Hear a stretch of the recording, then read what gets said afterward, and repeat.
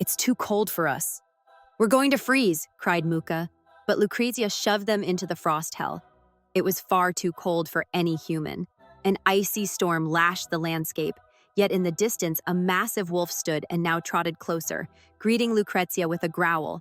The wolf lowered itself to the ground, and Mücke and his colleague climbed up its shaggy mane, which gave off a surprising warmth. Lukrezia seated herself on the beast's neck, and off they went through an apocalyptic terrain, until ahead, the two mountains came into view that Mücke would have recognized, had he owned snow goggles. The wolf halted so abruptly that the two of them were tossed over its mighty head into the depths, where astonishingly powerful arms caught them. Ahead was an opening in a monolith of unimaginable size. Could it have been built by humans? The material gleamed with a deep blackness.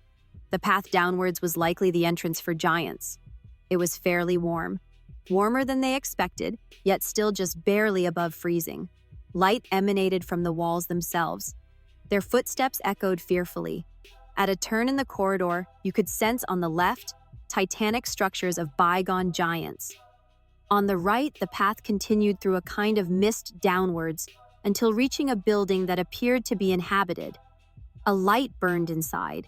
Materior sat there on a chair that faintly resembled a throne, and at his feet lay a monstrous creature that looked like a fantasy being, a kind of winged serpent, now lifting its head with a hiss. "Hello, Lukrezia," the giant man nodded to the newcomer, who dragged the two humans like rabbits by their collars behind her. Carelessly, she flung them before Materior, who hovered above Midgard and regarded the two humans. "May I introduce myself?" said the professor, the first of the two to be captured. "Mücke, Professor Mücke, specializing in archaeology and, if I may be so bold, ufology." He rose, brushed the snow from his suit, and attempted to make a dignified impression. It was strange. The man before him was entirely different from the aggressive woman who had brought them here. He looked like, well, an idol of the Nazis. His skin shimmered reddish, his face aristocratic, yet of terrifying brutality. His voice thundered like a storm, but what of that? Mücke was the first proper professor who had the opportunity to face an extraterrestrial. And Marie-Sophie had now recovered and assumed posture. "I am Professor Müller, one of the leading experts in astrophysics.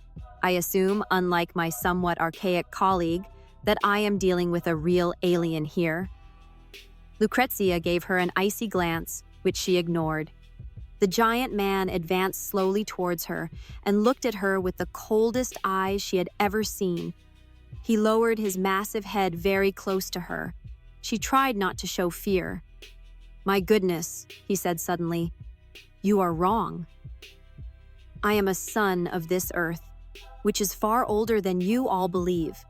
Before all time there was a time, and before that, another time. It would confuse you. But I was known in Moria, I was known in Atlantis, and I was known in your prehistory, when gods were worshipped.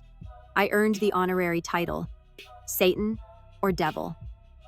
"Whatever you prefer, dear Mr. Devil," said Müller with increasing caution. "What do you intend for us?" "I imagine you possess tremendous power. What could we bring you?" "I need information, and I believe your little brains have stored enough of it. We are not here without reason.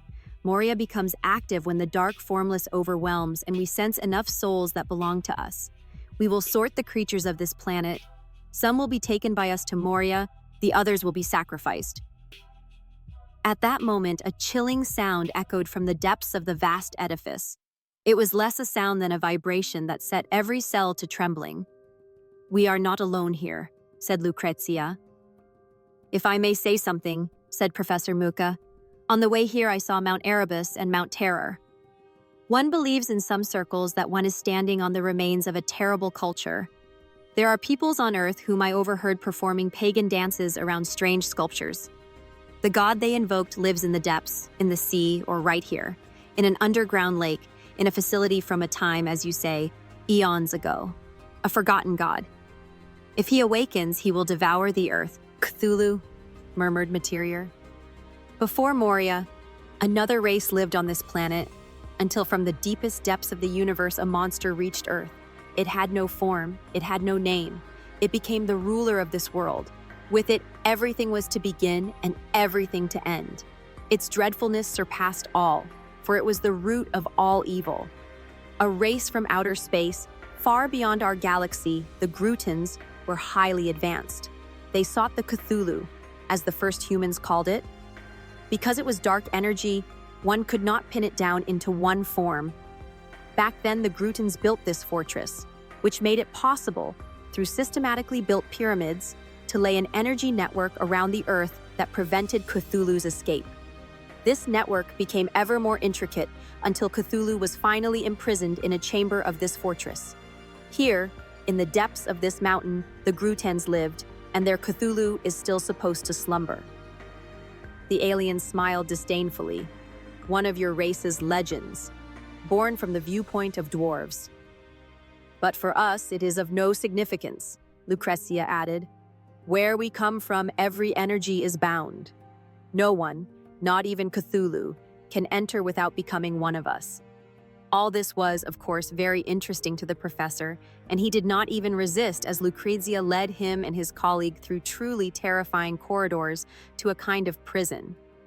There was at least something like a bed for each, and a carafe of water stood ready for both prisoners. Food will be brought to you by our human servants. Do not be surprised. They are those whose evil reputation you so readily invoke to silence any opponent. We have them for real, the true Nazis, not any followers or sympathizers. The ones who were fearsome and fearless have been rescued by us. They will guard you and keep you alive. As long as you cooperate, you stay alive.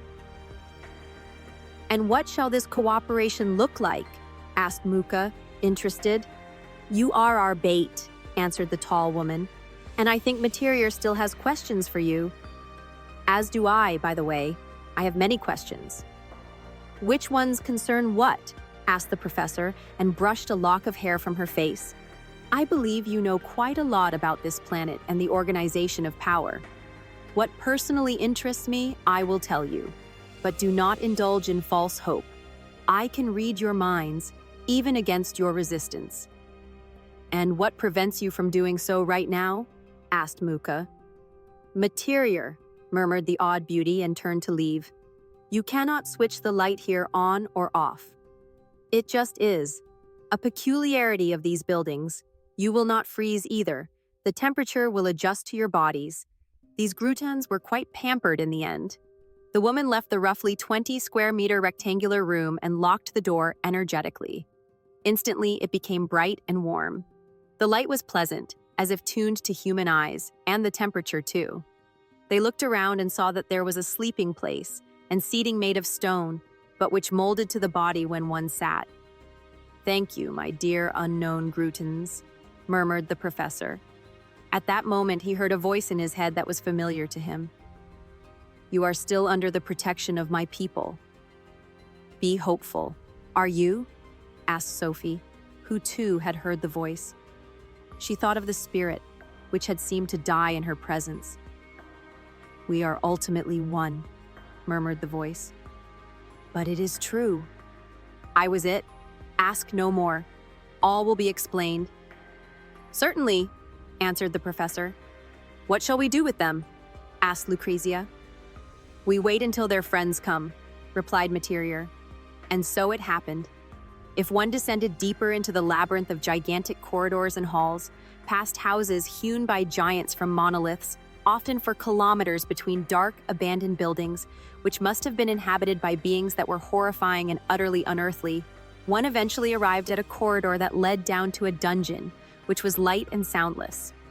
Surrounded by kilometers thick granite and hidden layers of a radiation-shielding fabric, invented by this long-extinct race, in an inaccessible cavern stood a sculpture which depicted a demon bound in chains, from which an almost invisible field emanated, forming the tiny opening through which Mbano could observe the prison of Cthulhu.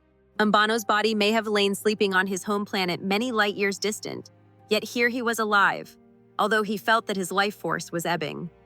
The Grutons, who had originated from the Andromeda Nebula, had already surpassed the zenith of their power millions of years ago. Like all advanced races, they had transformed their material structure into spiritual force, which meanwhile also waned the more Grutons ascended into that unknown eon in which eternity reigned. Mbano was forgotten. He felt that abandonment increasingly. As he now sensed the presence of Materior and his companions, at first relief overtook him, but then with what remained of his mental power, he recognized the malevolence of the newcomers. Demonness sank from above into the depths and awakened Cthulhu, who had birthed such dark powers from himself. He gained shape again. At first, it was only the eyes that became visible. But by now, Mbano perceived the shadowy presence of the monstrous being from a hell that knew only destruction. Where Cthulhu originated, entire galaxies had been depopulated. He was like a dark nebula in which all life was lost. He sensed that Mbano was growing weaker, and he sensed that there were forces nearby that would doubtless possess the madness to free him. He scented their trail behind him and registered the darkness behind the black hole, where the evil of these worlds held itself for an invincible devil. He knew no laughter, but if he had known it, he would have laughed. Moria was only one of the lesser monsters he once had produced. He was about to manifest a body. For that, he needed dark energy, hate energy, which the strangers from Moria could supply him.